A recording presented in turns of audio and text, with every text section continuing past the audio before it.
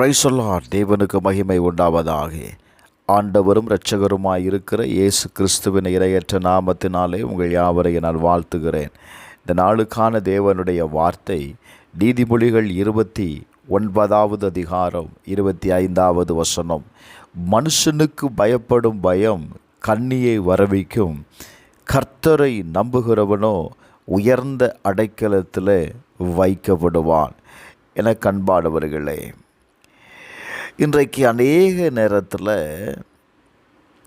ஒரு விதமான பயம் நம்மை ஆளுகை செய்கிறது. வேதம் சொல்லுகிறது, பயம் என்பது அது ஒரு வலையை போன்றது. Praise the Lord. அது நம்மை விழப்பண்ணுகிறது. நல்ல கவனிங்க. சில நேரத்தில் நமக்குள்ளே இருக்கிற இந்த பயம் என்ன செய்கிறது தெரியுமா? நம்மளை யாராகிலும் எதாகிலும் சொல்லி விடுவார்களோ, சில வேலை செய்கிற இடத்துல இந்த பயம் இருக்கும் பொழுது நம்மளை யாராகிலும் எதாகிலும் சொல்லி விடுவார்களோ, அந்த பயத்திலேயே நடப்பாங்க பாருங்கள். அப்படி அந்த பயத்தில் நடக்கிறவங்க என்ன செய்கிறாங்க தெரியுமா? கண்ணியில் சிக்கி கொள்ளுகிறார்கள். அந்த பயம் அவர்களை என்ன செய்ய வைக்கிறது அப்படின்னா, ஏதாவது ஒரு பிரச்சனையில் அவர்களை மாட்டி கொள்ளுகிறார்கள். நல்ல கவனிங்க. ஆனால் வேதம் சொல்லுகிறது, ஆண்டவரை நம்புகிறவனையோ அவர் என்ன செய்கிறார்? உயர்ந்த அடைக்கலத்தில் வைக்கிறார். எனக்கு அன்பானவர்களே, இந்த கால வேளையில் நீங்கள் யாரை நம்புகிறீங்க? இன்றைக்கி நிறைய நேரத்தில் நம்முடைய சுய பலத்தை நம்புகிறோம், நம்மளுடைய அறிவை நம்புகிறோம், என்னால் எல்லாவற்றையும் செய்ய முடியும் என்று நம்புகிறோம். அது ரொம்ப ஆபத்துங்க. வேதம் சொல்லுது, கர்த்தரை ஒரு மனிதன் நம்பும்போது அவன் என்ன செய்யப்படுகிறான்? உயர்ந்த அடைக்கலத்தில் வைக்கப்படுகிறான். ஹல்லேலூயா. வேதம் சொல்லுகிறது, சங்கீதம் 118:8 வாசிக்கும்போது, மனுஷனை நம்புவதை பார்க்கிலும் கர்த்தர் பேரில் பற்றுதலாக இருப்பதே நலம். இந்த கால வேளையில் நீங்கள் மனிதர்களை நம்புவீங்க அப்படின்னா, இன்றைக்கி நான் சொல்லுவேன், உங்களை தேவனை நம்புவதற்கு ஏதுவான காரியங்களை நீங்கள் செயல்பட ஆரம்பிங்க.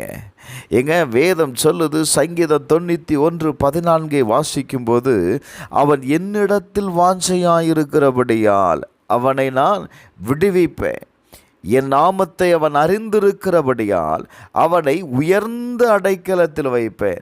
நல்ல கவனிங்க. தேவனை ஒரு மனிதன் நம்பும்போது அவனுடைய வாழ்க்கை உயர்வடைகிறது. அவனை ஆண்டவர் உயர்ந்த அடைக்கலத்தில் வைக்கிறார். Praise the Lord. இரண்டாவது வேதம் சொல்லுகிறது, தேவனிடத்தில் நீ வாஞ்சையாயிருக்கும் பொழுது நீ உயர்ந்த இடத்துல நீ வைக்கப்படுகிறார். முதல்ல தேவனை நம்பணும், ரெண்டாவது தேவனிடத்தில் வாஞ்சையாக இருக்கணும். Praise the Lord. இப்படி நீங்கள் இருப்பீங்க அப்படின்னா வேதம் சொல்லுகிறது, நான் உன்னை உயர்ந்த அடைக்கலத்தில் நான் வைப்பேன். தானியேலின் புஸ்தகம் 6வது அதிகாரம் 23வது வசனத்தில் ராஜா தன்னில் மிகவும் சந்தோஷப்பட்டு தானியேலை கெபியிலிருந்து தூக்கிவிட சொன்னான். அப்படியே தானியேல் கெபியிலிருந்து தூக்கிவிடப்பட்டான். அவன் தன் தேவன் பேரில் விசுவாசித்திருந்தபடியால் அவனில் ஒரு சேதமும் காணப்படவில்லை. நல்ல கவனிங்க. தானியேல் யார் மேலே விசுவாசம் உள்ளவனாயிருந்தான்? தேவன் பேரில் விசுவாசம் உள்ளவனாயிருந்தான். அப்போ தேவனை நம்பி இருந்ததுனால அவனை ஒன்றும் சேதப்படுத்தவில்லை. எல்லாரும் எதிர்பார்த்தாங்க, அவன் சிங்க கபில தூக்கி போடுறாங்க, அப்போ இன்றைக்கு அவனுடைய கதை முடிஞ்சதுன்னு நினச்சாங்க. ஆனால் தேவன் சிங்கத்தின் வாயை கட்டி தேவன் தானியேலை விடுதலை ஆக்கினார். அந்த இடத்துல தேவனுடைய தூதனை கர்த்தர் அனுப்புகிறதை பார்க்க முடியும். எனக்கு அன்பானவர்களே, இந்த கால வேளையில் நான் சொல்கிற வார்த்தை என்ன தெரியுமா? நீங்கள் தேவனை விசுவாசிக்கும் பொழுது, பிரைஸ் தி லார்ட், தேவன் உங்களுடைய வாழ்க்கையில் உங்களுக்கு வருகிற எல்லா ஆபத்திலும் இருந்து உங்களை விடுதலை ஆக்குவதற்கு கர்த்தர் தம்முடைய தூதனை அனுப்புவார். செபிப்போமா? பரலோக பிதாவே, இயேசுவின் நாமத்தில் செபிக்கிறப்பா. ஆண்டவரே, நாங்கள் ஒரு மனிதனை அல்ல, தேவனை நம்பி இருக்க கர்த்தர் உதவி செய்யும். எங்களை உயர்ந்த இடத்துல கர்த்தர் வைங்கப்பா. தானியேலை விடுவித்த தேவன் எங்களையும் கர்த்தர் விடுவிக்க கர்த்தர் உதவி செய்யுங்கப்பா. நாங்கள் உம்மை மட்டும் சார்ந்து கொள்ளுகிறோம். இயேசுவின் நாமத்தினால இன்றைக்கு ஒரு அற்புதம் நடக்கட்டும். அப்படியே செய்கிறதற்காய் நன்றி. இயேசுவின் நாமத்தில் ஜெபிக்கிறேன் பிதாவே. ஆமென்.